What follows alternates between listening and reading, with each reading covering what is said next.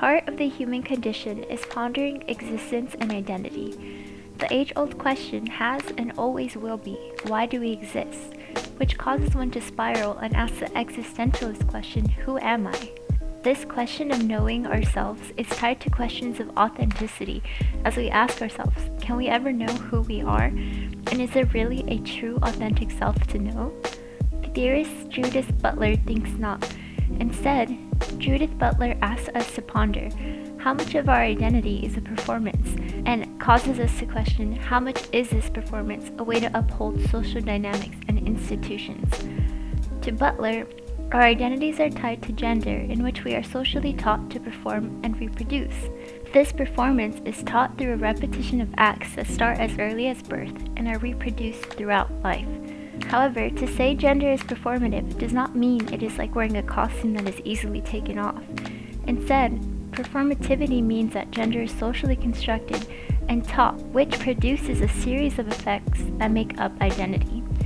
Take, for example, a baby girl. From the womb onwards, the baby is taught to act like a girl as she is dressed in girl clothes and is taught specific mannerisms that are different from boys. This performativity causes a string of effects, as because the girl is publicly perceived as female, she is held up to different standards and therefore is given a different array of opportunities. However, what happens when a woman wants the opportunities that are given to men? In the case of the Renaissance courtesan Veronica Franco, to be a successful writer and have economic and social freedom, which were things exclusive to men at the time, meant she had to strategically perform types of gender. To continue to please men and gain economic freedom, Franco has to act submissive and obedient to men, which were expected behaviors of Renaissance women. However, to gain recognition as a writer and to maintain a public image of herself as an intellectual, Franco performs masculinity by acting as a courtier who entertains others through wit and intellect. Acting as both masculine and as feminine allowed Franco to be a successful courtesan. As seen through her letters and poetry, Franco shifts her persona as she either constructs herself as a docile, submissive woman when writing to men she entertains, or constructs herself as a courtier who exudes confidence and wit. Through performing gender, Franco was not only able to climb the social ladder and obtain economic freedom, but she was also able to educate herself and publish her writings, which were not common for women at this time. For example, when writing to noblemen or to her patrons, Franco performs as a submissive woman and plays inferior to men in order to gain financial and literary freedom. Her performativity of gender here conforms to the oppressive social standards for women at this time, as they had no agency and were forced to be at the will of men.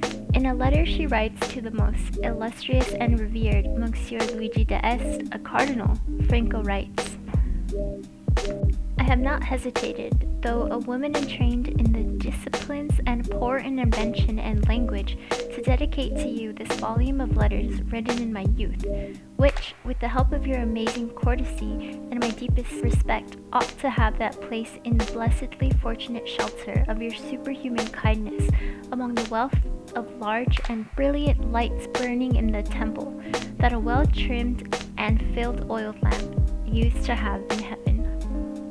Here, Franco downplays her intellect and her success as a writer, thus fashioning herself as a vulnerable and passive woman. She begins by apologizing for devoting a set of letters to the cardinal because, in her words, she is untrained and bad at language. Her claims are contradictory, as Franco was a self-educated woman who excelled in everything, especially writing. However, despite this, Franco downplays her self-worth in order to appeal to the oppressive patriarchal gender roles of her time. In this way, Franco shows an awareness of what is expected of her as a woman and conforms to this role in order to gain, in this case, publishing privileges. She even goes as far as to praise the cardinal by complimenting him for his amazing courtesy and superhuman kindness, thus acting as a courtesan whose job is to please men. In another note, Franco writes to a man inviting him to meal at her house. She states that after a few drinks, I'll obey your order, a delight to me, to go to your friend's house, and whatever you choose to do, for my part, I'll always behave most lovingly towards you. Franco here performs as a submissive woman in exchange for money. She purposefully uses the word obey to give the man she writes to dominance and control over how to treat her. Women in Renaissance Italy were repeatedly taught to obey men and to behave as obedient and submissive. Having been aware of these standards, Franco conforms and performs to these oppressive roles in order to maintain the financial and economic freedom gained through being a successful courtesan.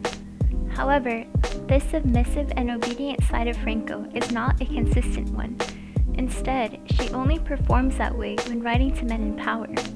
On the contrary, when Franco writes to men beneath her, or in other words, men who cannot offer anything to her, she performs as masculine by constructing herself as confident and as dominant.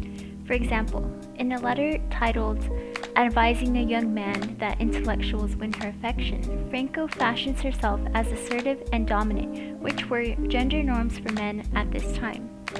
In this note, Franco writes to a man who wishes to win her affections.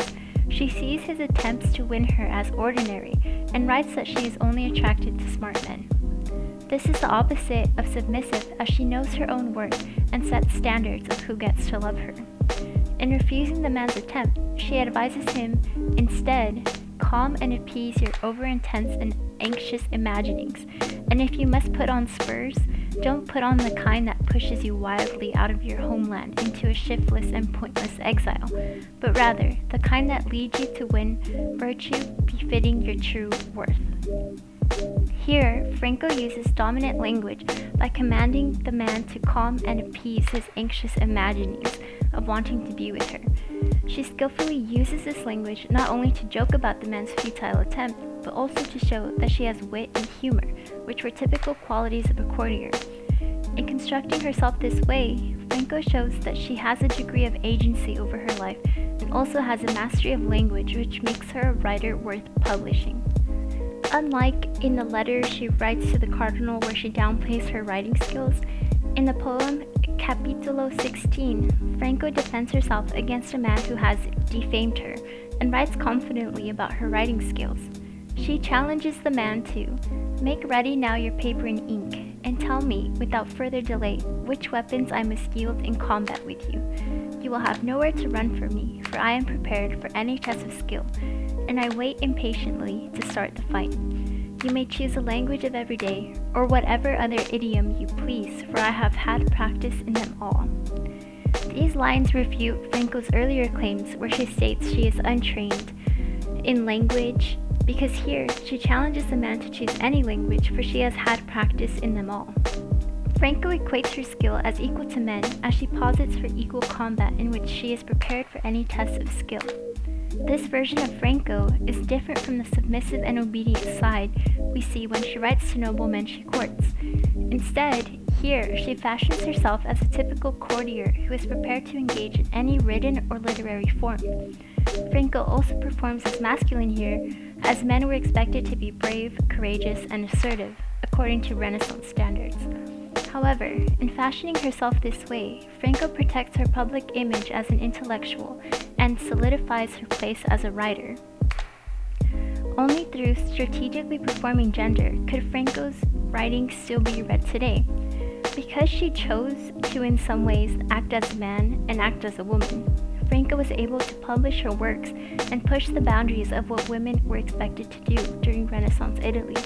Although her journey was not an easy one, as she was left robbed and impoverished towards the end of her life, Franco shows us that gender norms are confining, and instead, breaking these boundaries allows for more growth and opportunities for all.